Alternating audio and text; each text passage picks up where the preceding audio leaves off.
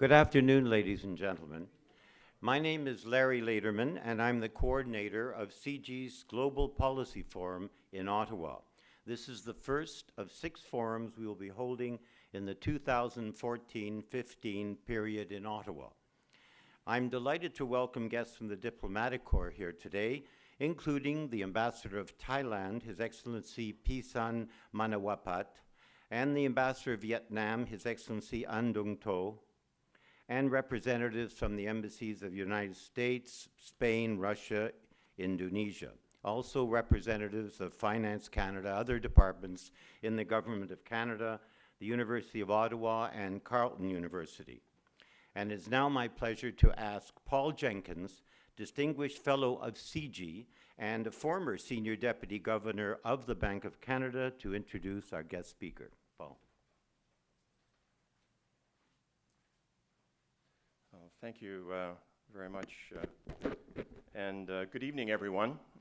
It is indeed a pleasure for me to introduce today's speaker, Malcolm Knight, a friend and former colleague.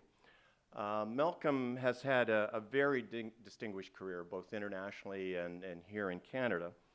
And his topic today, reforming the global architecture of financial regulation, the G20, the IMF, and the FSB, the Financial Stability Board.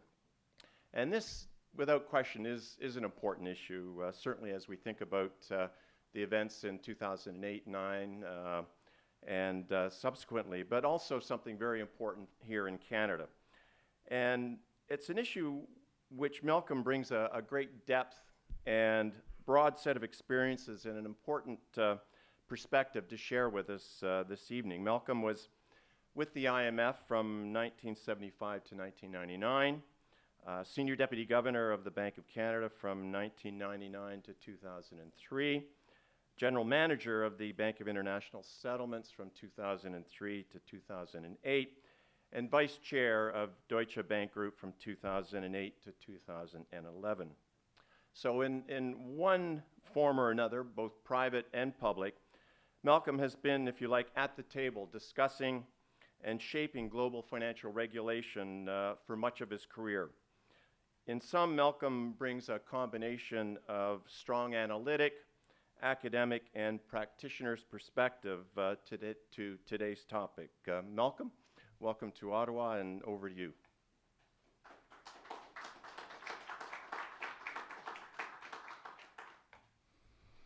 Thank you, Paul, for that very kind introduction. Paul and I, having been both at different times Senior Deputy Governor of the Bank of Canada, share a special affection for the same office in the bank. Beautiful office. I think the best office I ever had, other than the one at the BIS. It's really an honor for me to be here tonight, and a pleasure to be in Ottawa.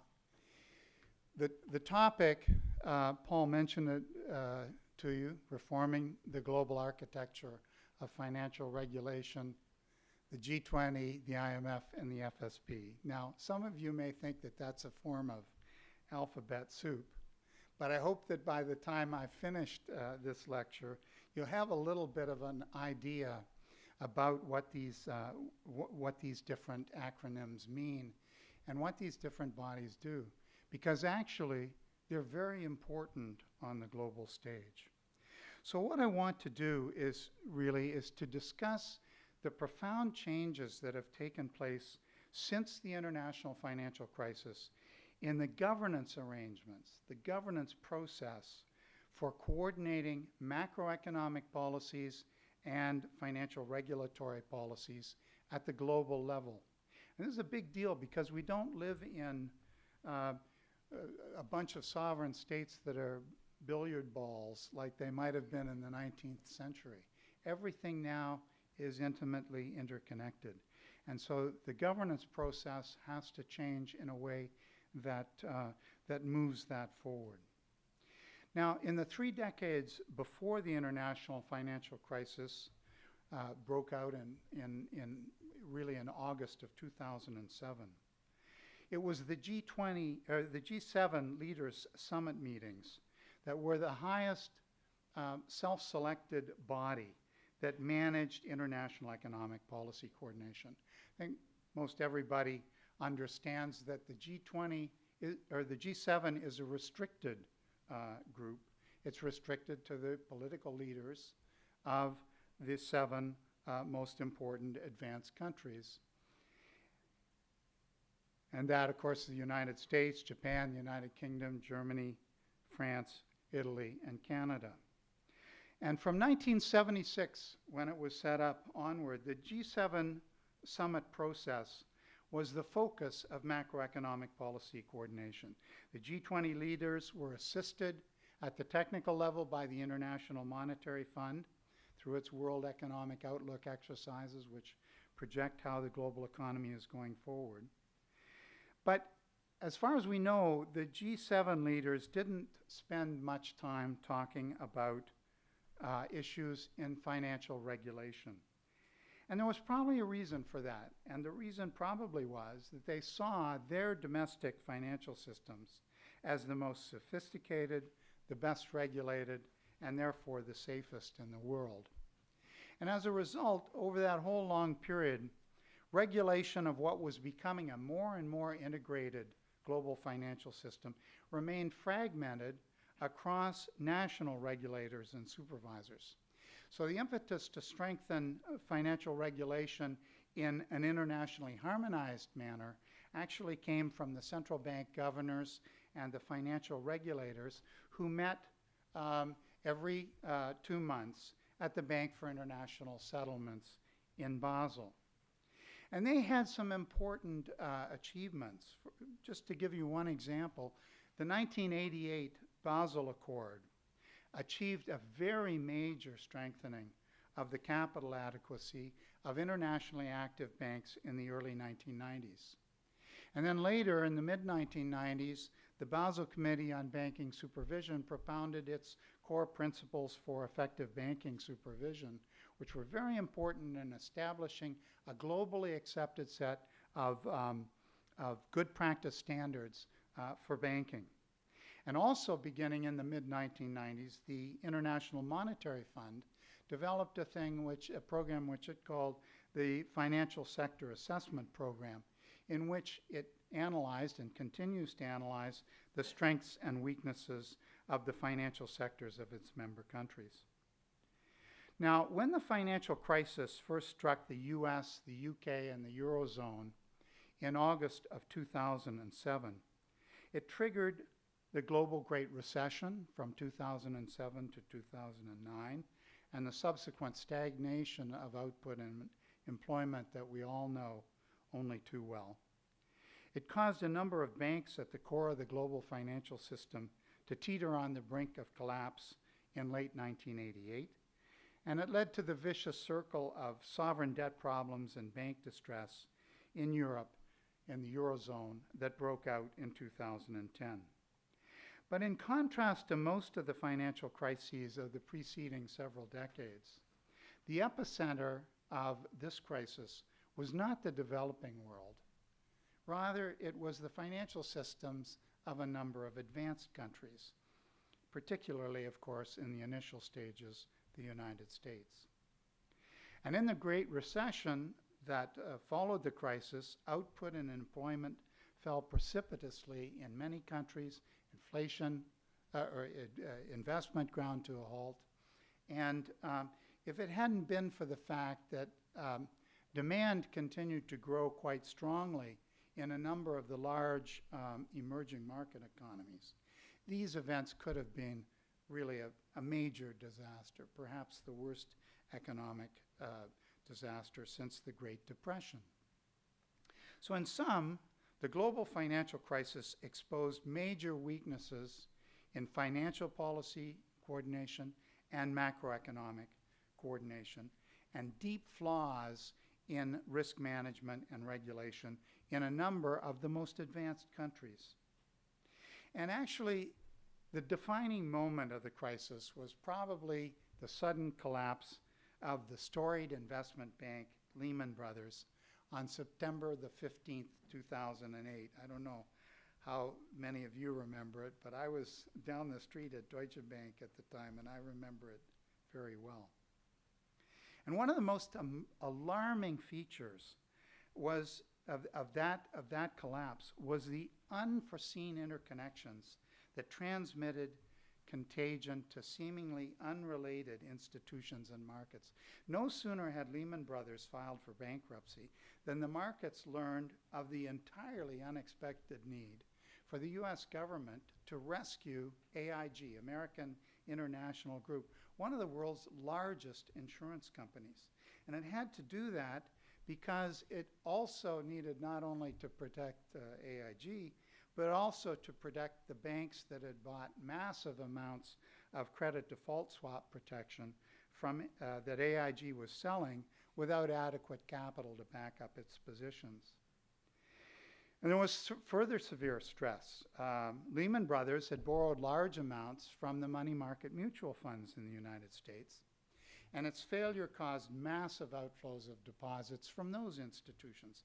And to meet the withdrawals, the MMFs were forced to sell securities and to call in large amounts of short-term loans, which it turned out they had made to banks in Europe.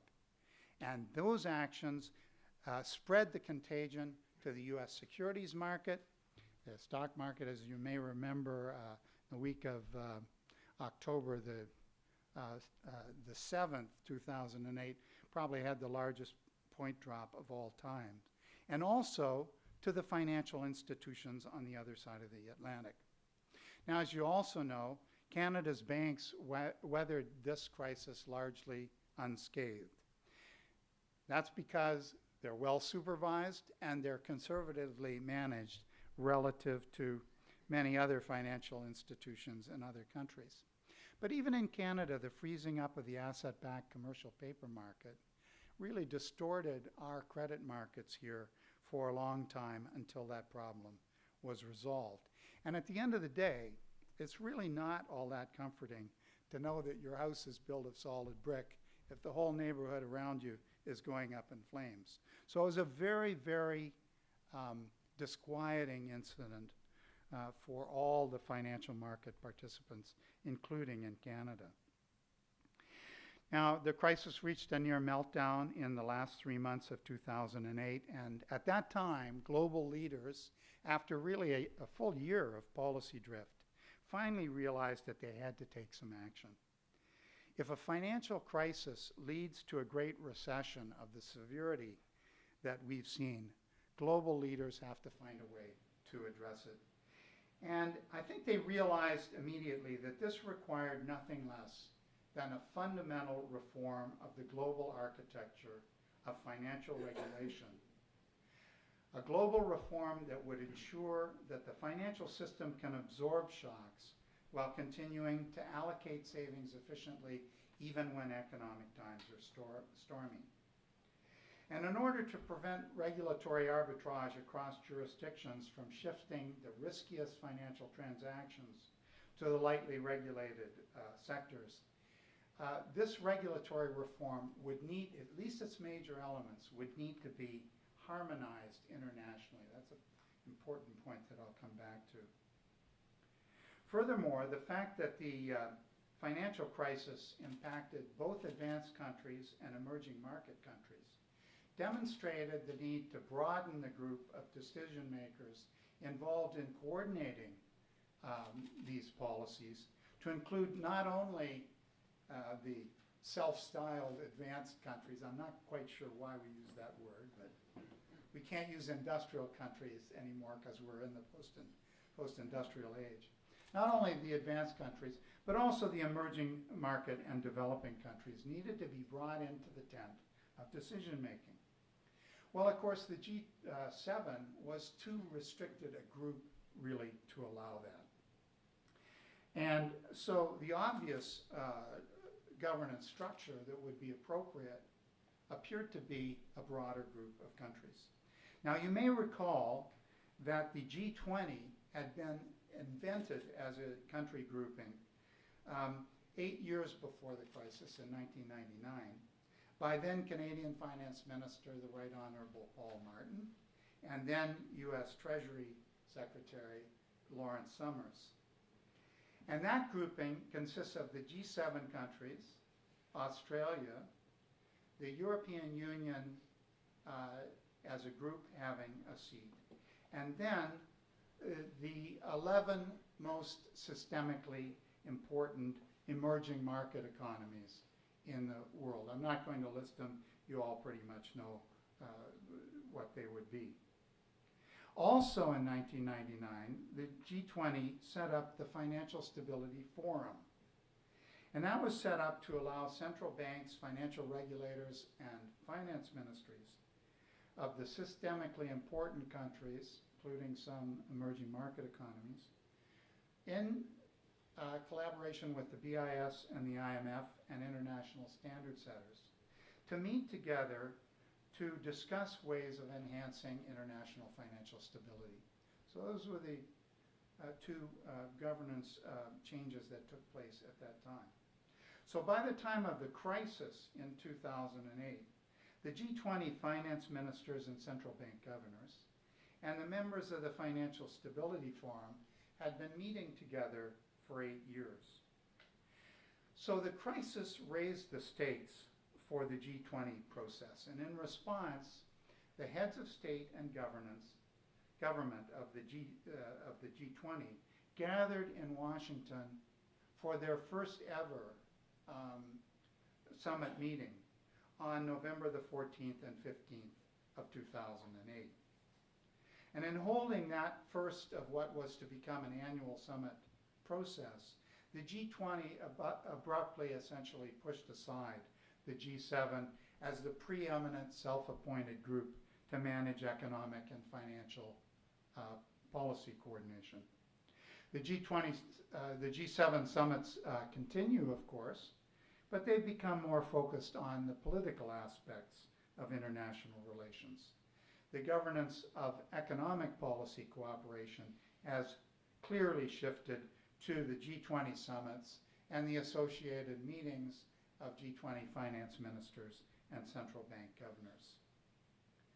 So I think that the leaders learned really 3 lessons about the essential prerequisites for achieving global financial stability from their experience of the crisis.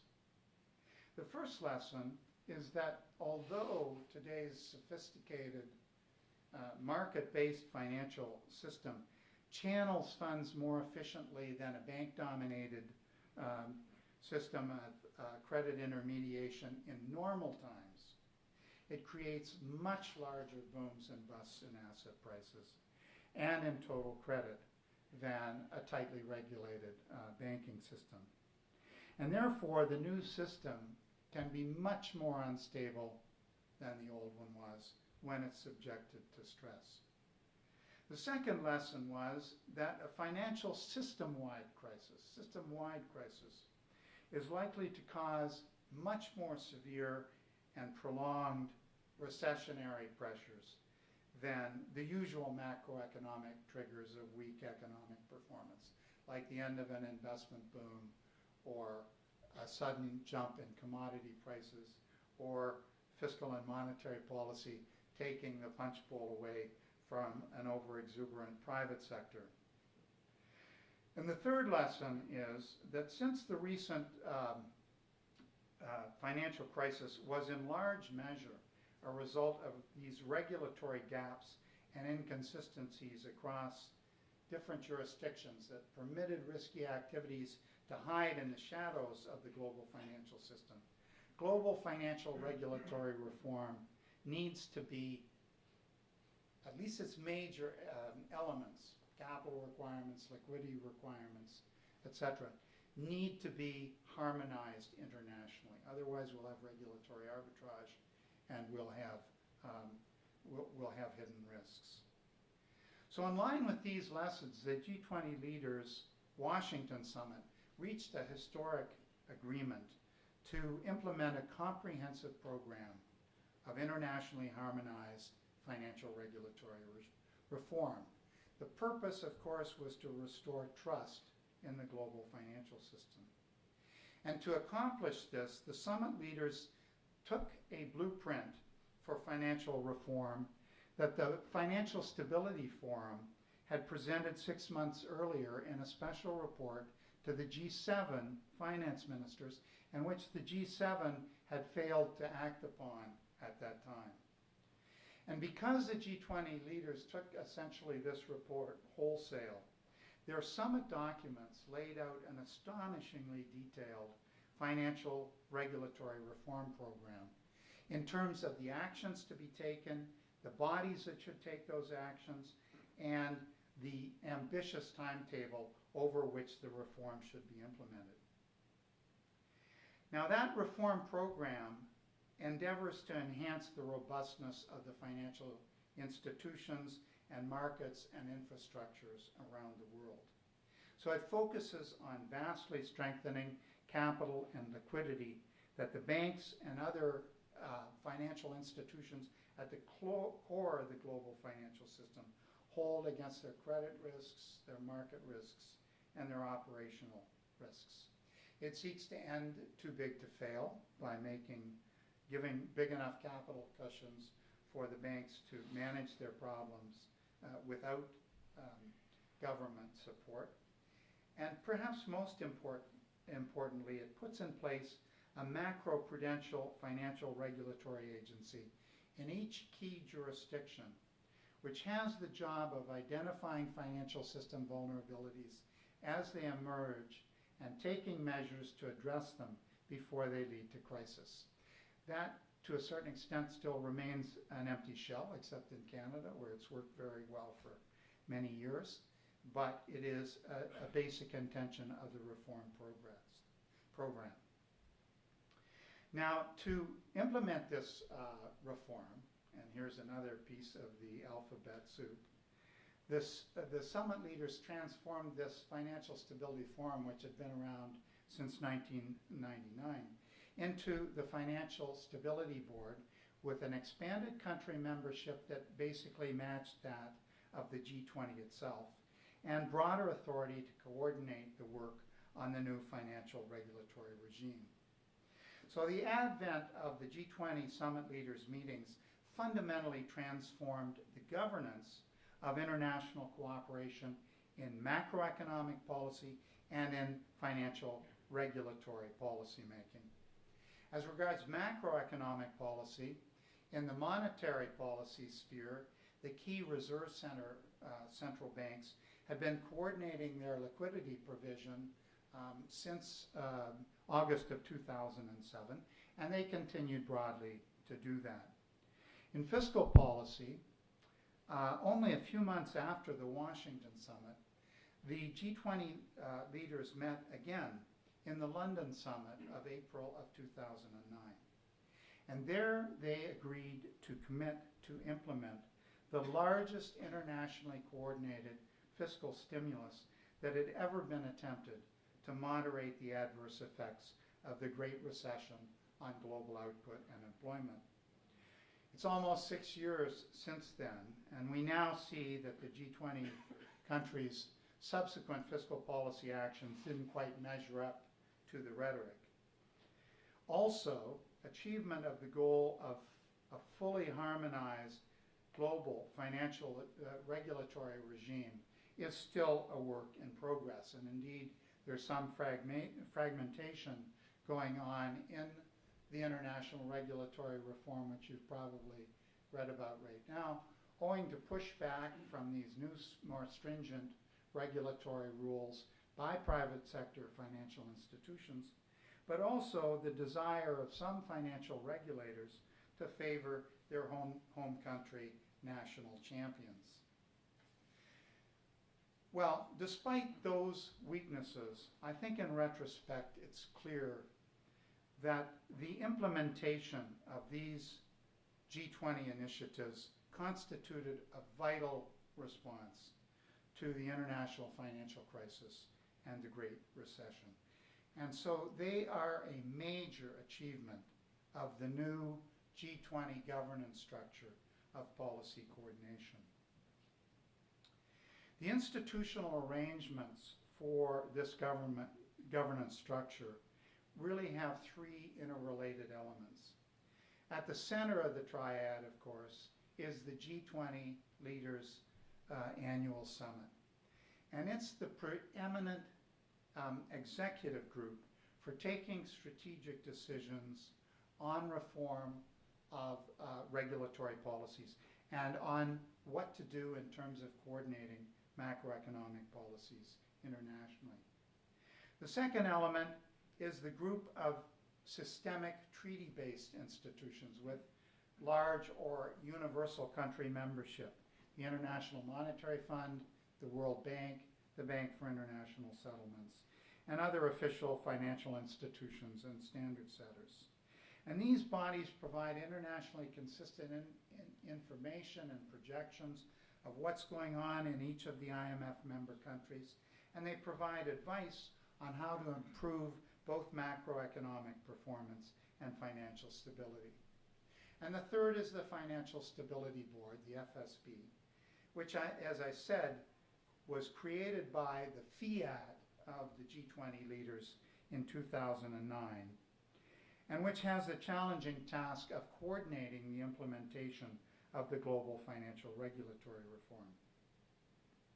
Now, a number of important improvements have come from this new governance structure.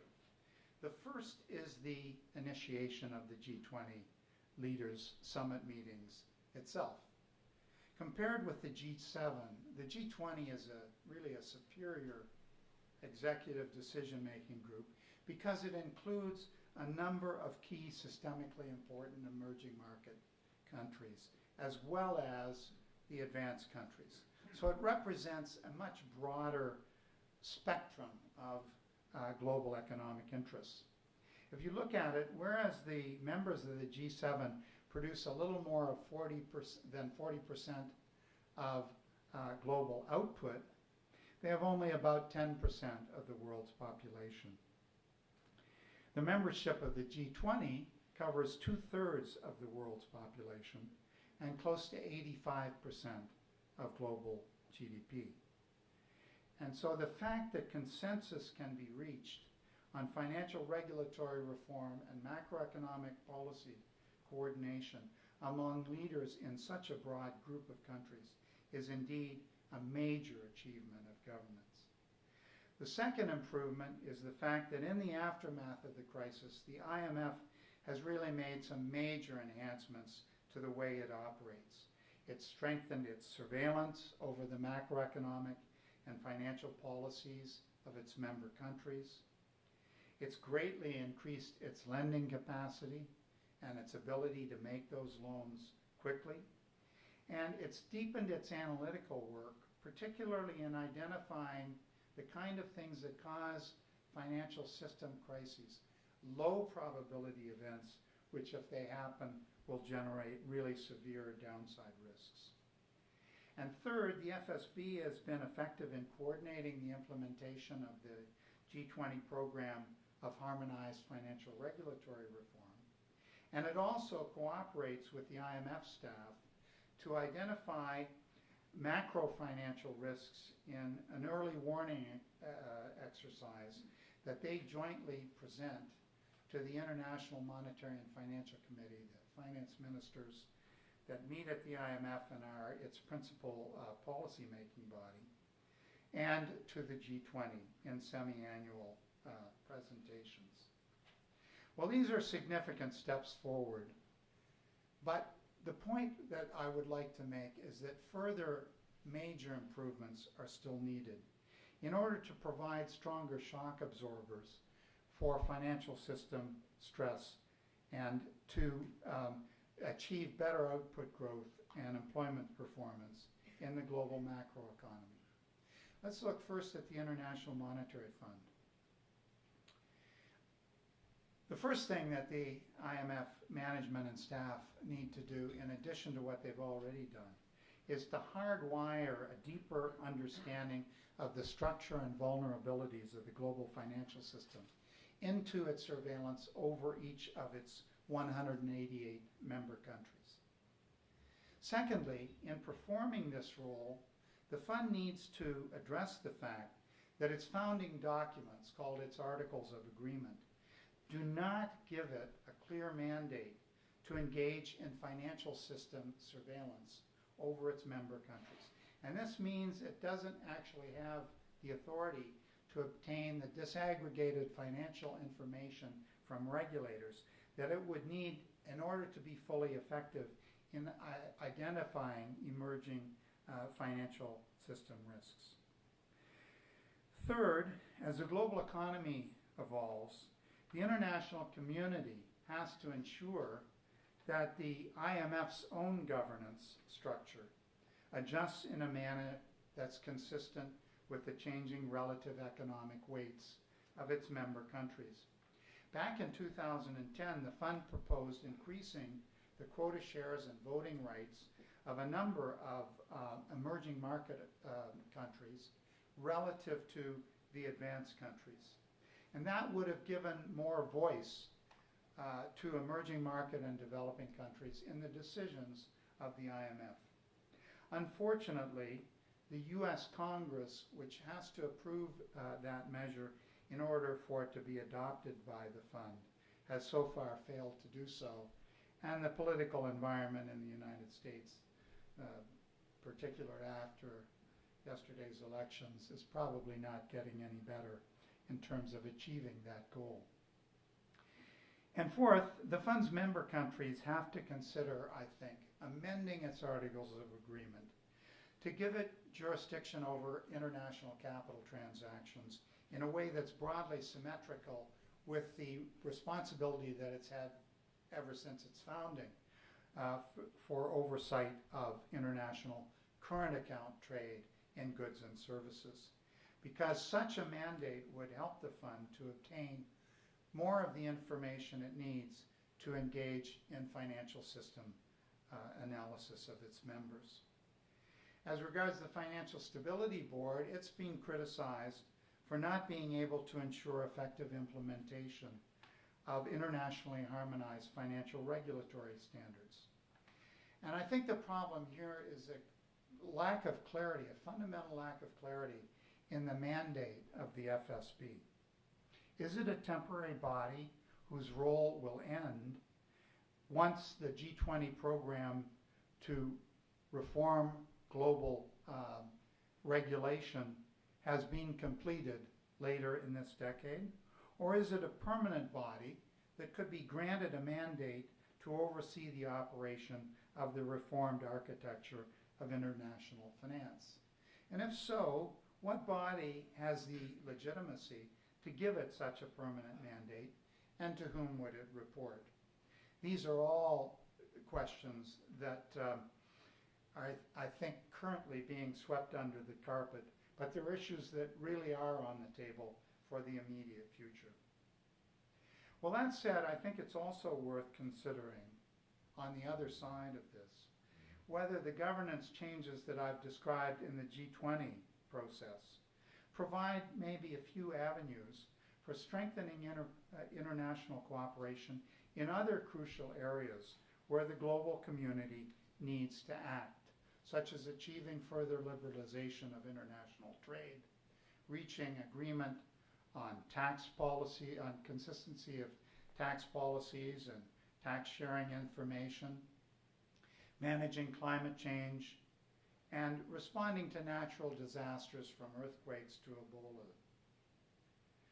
From this perspective, the most important aspect of the new governance is the effectiveness of what I like to call the bimodal structure of the G20 governance process.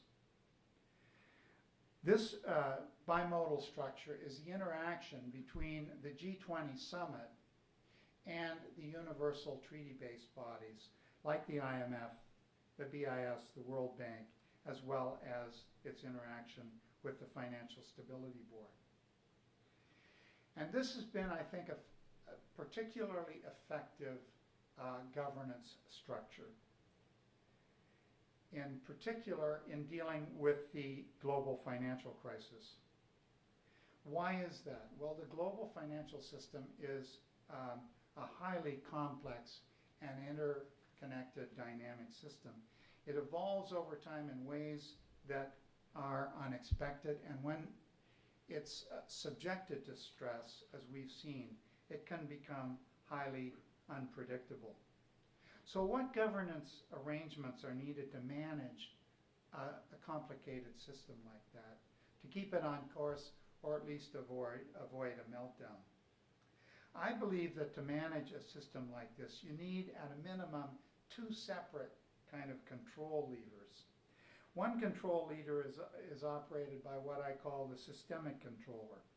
And that's a body that alters policies or gives policy advice according to how far the system is from the place that policymakers would like it to be.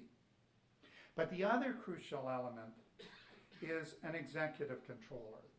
That's a narrow group that can take additional high-level strategic policy actions if the system is not only far away from its steady state, but also moving in the wrong direction. And in the current governance structure, we have that. The G20, of course, is the executive controller. It can take policy actions that change the strategy fundamentally in a crisis. And then the treaty-based institutions like the IMF and the BIS and the World Bank can be the systemic controller that can keep things more or less on track in more normal times. So I think the sudden emergence of the G20 as the executive controller in a time of crisis was actually the right thing to do and is a model that we can look at going forward.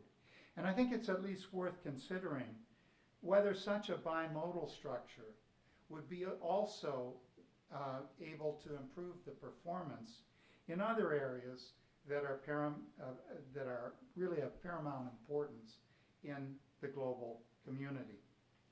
For example, could the G20 provide a new strategic direction to the negotiations to liberalize world trade that have now been stalled for years in the World Trade Organization? Could G20 leaders agree on burden-sharing arrangements to provide the financial resources, the expert resources, and the logistical resources to address outbreaks of infectious diseases like Ebola, which would allow the established institutions like the World Health Organization to operate much more aggressively to address what everybody acknowledges is a global bad?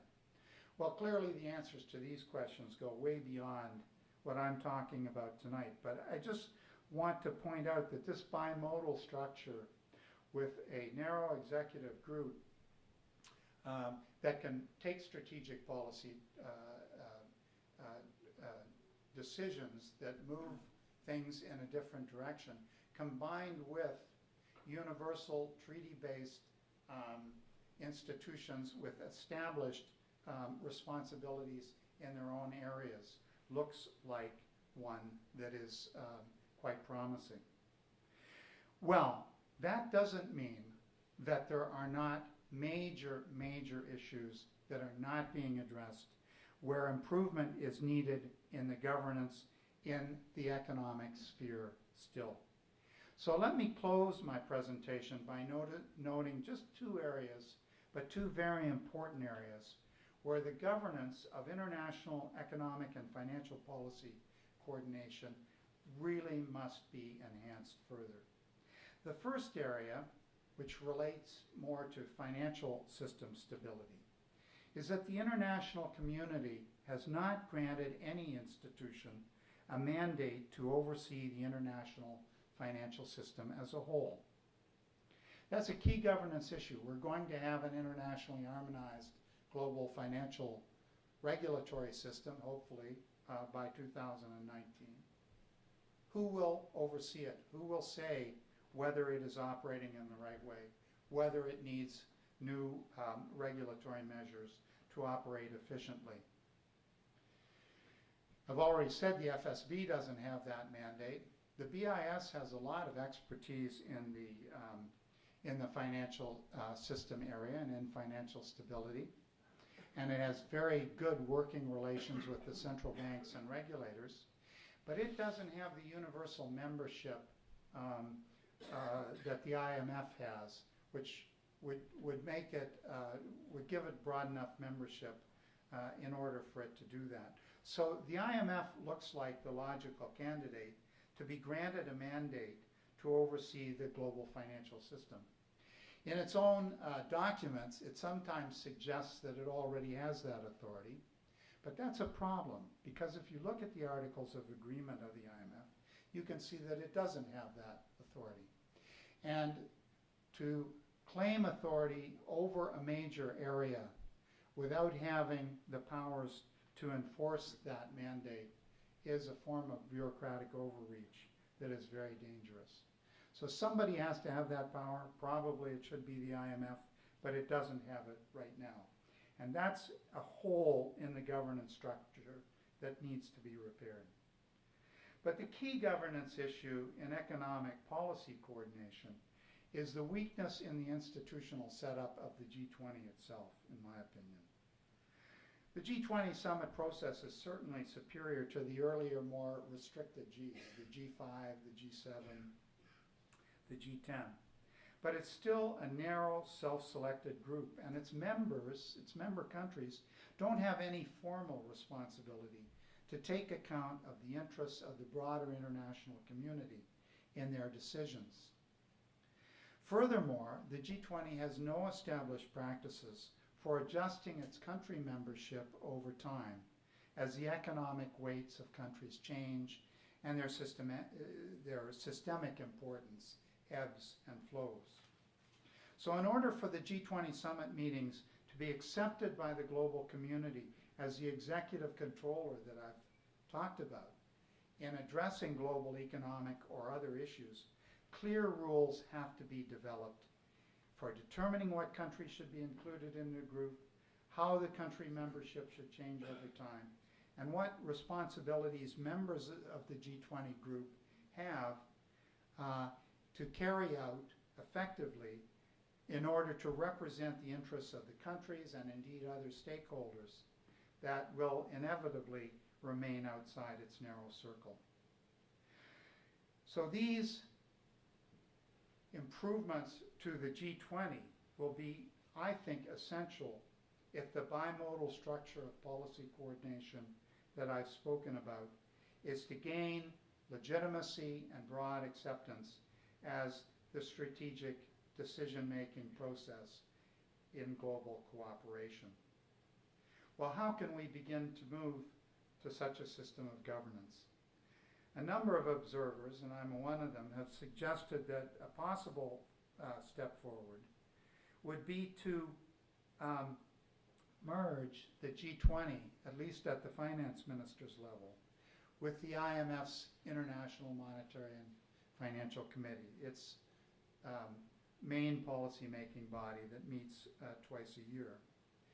And if that were done, we would also have to establish clear governance principles for adjusting the IMFC's country membership over time as the systemic importance of different countries changes. Now, that needs to be done. It's a process, I think, that will take a long time to build consensus in the international community to take those decisions. But I think it's well worth considering as a further improvement in the governance of the international macroeconomic and financial policy structure of cooperation. And as they say, even the longest journey begins with the first step. So thank you for your attention.